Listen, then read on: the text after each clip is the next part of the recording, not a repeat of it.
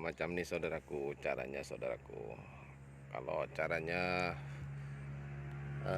Arif pepaya tanam pohon cili, pokok cili.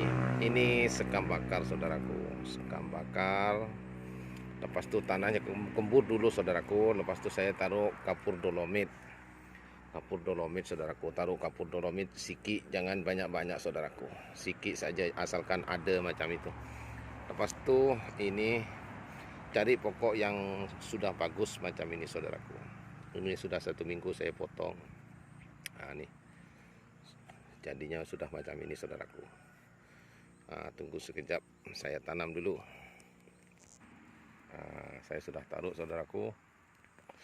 Sorry saudaraku, tadi tak ada yang pegang macam tu. Lepas tu timbun saudaraku. Senang saja saudaraku. Jadi kalau ada lahan dekat tepi-tepi rumah, tanam cili saja saudaraku. Tanam cili senang. Ibu-ibu, bapak-bapak senang kalau mau makan cili. Asalkan rajin, jangan malas saudaraku. Malah ni tak ada yang suka malas. Kalau orang semua rajin, orang banyak suka saudaraku. Tak ada guna kalau ikut saya orang malas tu, dia tak ada guna saudaraku. Macam ini saudaraku. Sudah jadi, tinggal siram nanti saudaraku. Oke saudaraku, terima kasih banyak sudah dukung channelnya Arif. Semoga Allah yang balas. Amin, amin ya rabbal alamin. Alhamdulillah saudaraku, pohon cabenya subur,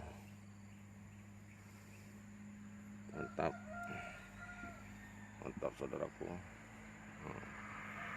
Nih, alhamdulillah. Ini tadi yang tanam saudaraku. Saya bagi medianya sekam bakar sama sekam. Lepas tu sama kapur dolomit. Kapur dolomitnya saya sudah kasih kembur. Lepas tu saya bagi atasnya sikit saudaraku, sebab sekarang musim hujan. Mantap saudaraku. Tengok, mudah-mudahan lebat dia punya buah nanti. Ini 2 hari yang saya tanam ini saudaraku. Pernah upload itu hari.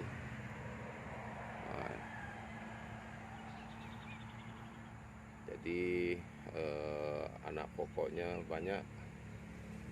Jadi kita terus tanam sini saudaraku.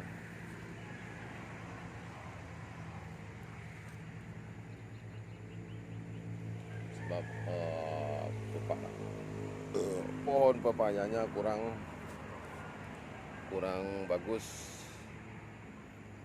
Sini tempatnya rendah saudaraku. Kalau hujan tuh dia airnya langsung saudaraku. Tengok, mantap saudaraku.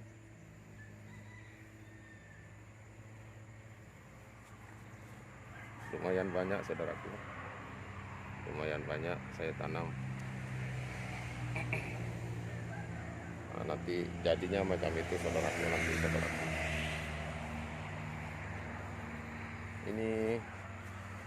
ini cabai Malaysia saudaraku, cabai rawit yang panjang-panjang. Kalau yang dekat Indonesia tuh yang kecil-kecil, yang macam itu. Ini yang panjang-panjang tuh saudaraku ini.